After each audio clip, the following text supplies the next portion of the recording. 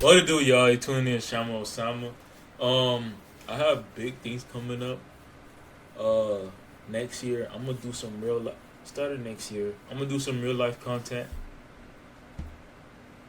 I'm gonna start doing some real life content. I can't just sit reacting sometimes. Like ADHD is really bugging me. What was I gonna say? Oh, my days off and taking a break from now on is Tuesdays and Sundays. Cause man, it gets overwhelming. And yeah, that's it. Yeah, let's get to the video. Like I said, I don't know how to pronounce his name. Well, Francis. I don't know how to pronounce his last name. I don't know where he's from, but people requested it. I see it was requested a lot. But let's get into the video. Uh.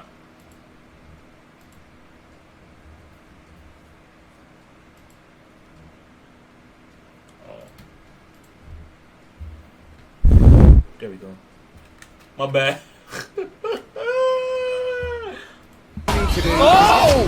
Oh, he got hurt with Ngannou. In December 2015, Ngannou. Francis Ngannou came to UFC to become one of the most frightening knockouter in the history of promotion. About time we go back to check out some of the best performances of the Predator. How many times did he lose? Is that Ebert? I think it's Ebert. Early on in his career, Francis had a fight in France. At the time, his technique wasn't much to look at, and his punches were far from perfect. But with each fight, he tended to show better results. Belgian Arab Bilal Tatahi was one of the first to get a taste of those massive knuckles. Ngannou started out with a few kicks that were followed by a straight jab on the jaw. I'm being honest, I would not want to fight that. Ha! No, no. You see that power? You see the back muscle? Look at that. Francis's abnormal power could be sensed from afar. Poor Tatahi could barely walk after the fight was over. Francis received $2,000 for that fight, and he came to realize that there was a place for him in MMA. In December 2015, Francis had his UFC debut. With a record of 5-1 and a weird funny haircut, he was ready to fight the 22-year-old Luis Enrique. 22? At the time, well, I can't say anything, but I looked weird when I was in middle school, bro. Bro, I already had like facial hair already. Ha! Enrique won 6 times and his grappling skills were off the hook.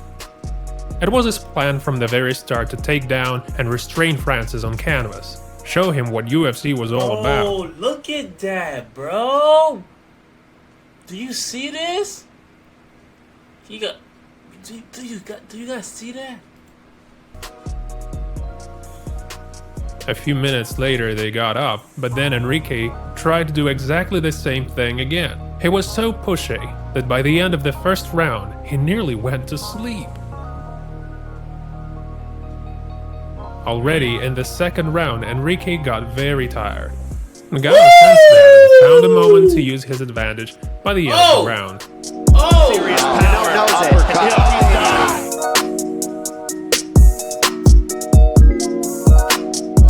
Dang! After a series of punches that Enrique couldn't block very well, he took that final uppercut that made Predator's first appearance in the UFC very memorable. Third fight for Ngannou, a debut for Bojan Mihajlovic.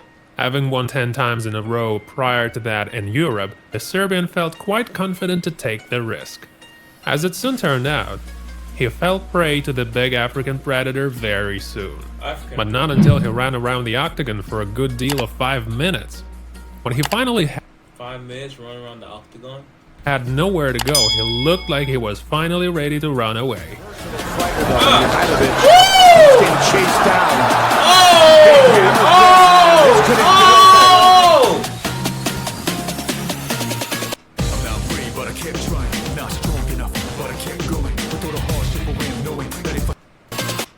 Disclosure. disclosure. Let's say I can get an ad blocker. I'm gonna get it after this video. I keep forgetting. Like seriously, I keep forgetting.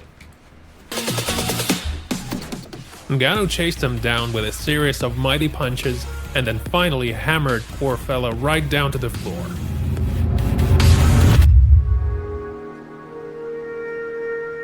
The wild predator won 4 times in a row. Bro, they make me feel like fighting, bro. I don't know what it is. They make me feel like going back to the. Well, I'm gonna go back to the gym when I revert as a Muslim. What you gonna call it? January 1st. I might post it on my YouTube channel when I revert. And was number 10 in the rating by then. The UFC ex-champion Andrei Arlovski with his new fight. Look at it. 4 times in a row and was number 10 in the rating by then. The UFC ex-champion Andrei. Bro! You see the impact, bro? Andrei Arlovski with his name high up at the top seemed like a good test at this point in his career. Oh, man! Arlovski easily avoided a really heavy right hand in the first round. He figured he should apply his legs more and also aim for Ngannou's head once or twice. One of those attempts finally turned real ugly for Andrei.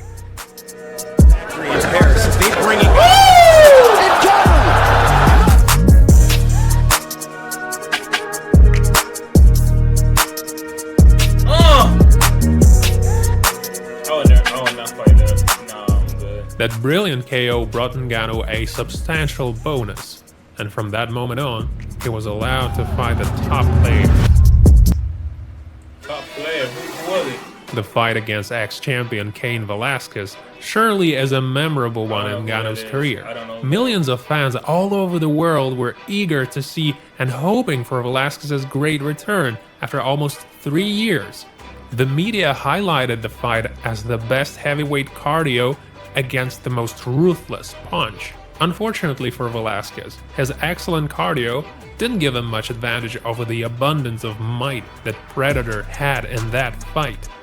But in terms of his body, he's never felt more confident in it. Oh, he got hurt. That's it. That's it. Closes the show. Oh my goodness gracious. It wasn't very clear at first why Velasquez fell, and many fans were blaming his knee for that. But then everyone saw that the actual reason was Ngannou's classic heavy uppercut. The ex-heavyweight king went down screaming as Ngannou closed the show with a hard hammer punch. In September 2017, Ngannou was gonna fight Dos Santos, but USADA suspended Brazilian for half a year after his positive drug test. Could be worse, but Dos Santos managed to prove it was not his intention to take prohibited substances. That was a good rest. After the break, Junior Dos Santos won 3 times in a row and went much higher up in the rating. He was confident to win again, but that was before the fight against Ngannou. The fight started with Santos trying a right low kick that almost made Francis fall. Cold-blooded Ngannou didn't move a muscle after that and didn't even try to hit too hard. Waiting for the right moment to come, the Predator pressed Junior against the net and landed his first right arm. And 20 seconds later, he did that again, and again, and again.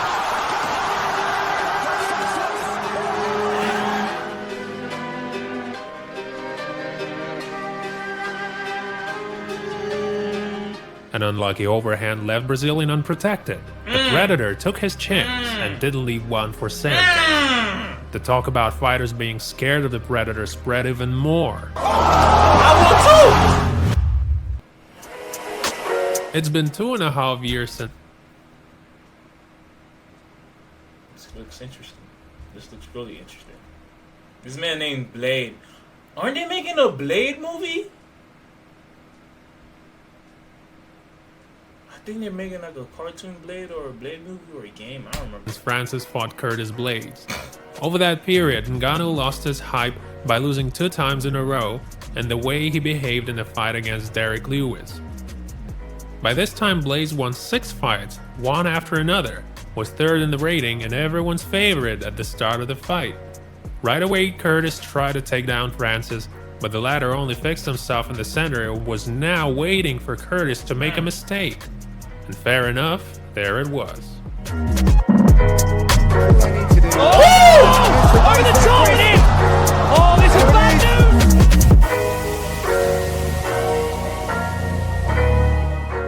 Seems like that strike was supposed to be the end of the fight, but the ref decided to give Blades another chance. A chance to get beat up even more. Yes, it's been a hard time, but listen, man, I'm back.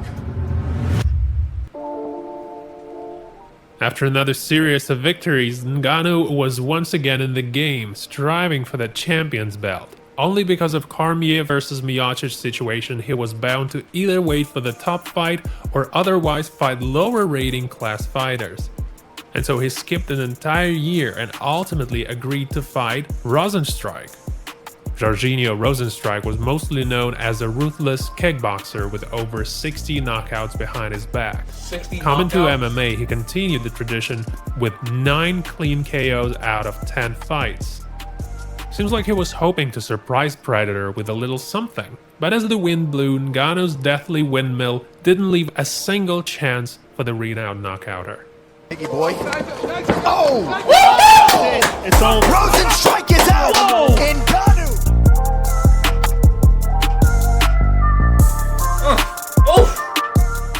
The fight has become a great example of the fact that sole power can sometimes beat timing, speed, and technique. Another bonus for Ngannou like and a chance to claim the title.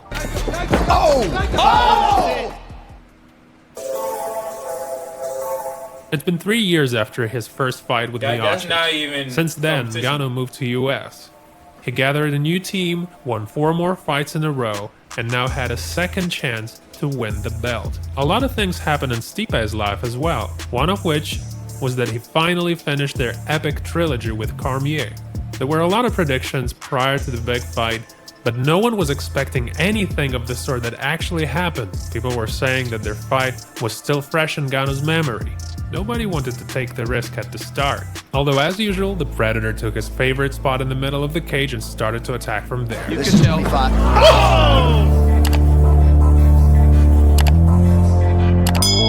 First few punches were enough for Miocic to decide he had to restrain Ngannou at all costs. At some point, Francis felt so comfortable he even landed a deliberate high kick.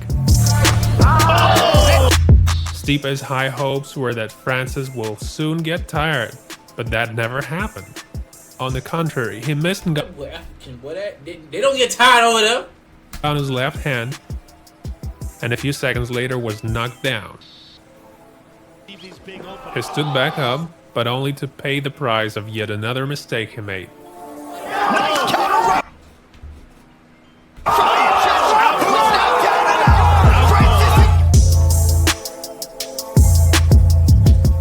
The last left hand that came out of nowhere and landed directly on Stipe's jaw finally put an end to the biggest fight in Ngannou's career at the time.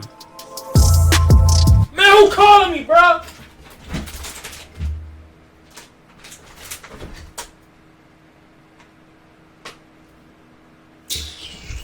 I usually have my phone on Do Not Disturb. I don't know why I did that.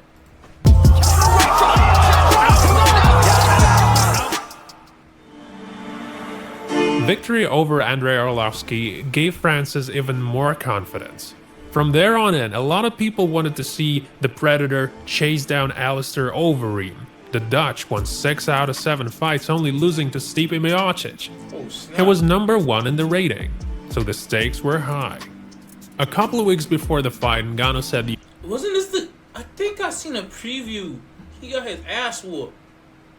Cause he was being all...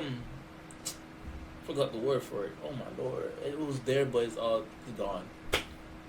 Yeah, bro. The official new record for the hardest punch in the world, having clocked a striking power of 129,000 units. Soon after the fight began, everyone had a chance to see what actually happens to power cubes when they get replaced by people like Alistair Overeem. Up with Maynard's phone to try to get a matchup with Ngannou. Francis Ngannou has arrived. crazy left uppercut followed by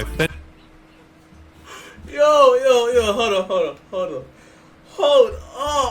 No, well, I paused at the right moment. Look at that. finishing strike. The best knockout of the year. The KO so heavy that Overeem seemed to have experienced something akin to clonic seizure.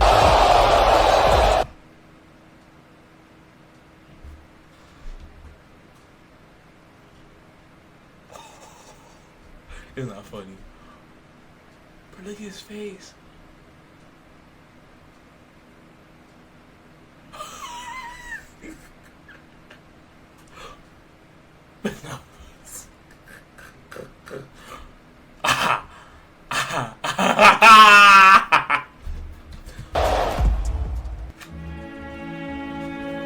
If you guys want to see more videos like that, don't forget to press the like button. Be well, and we'll see you another time.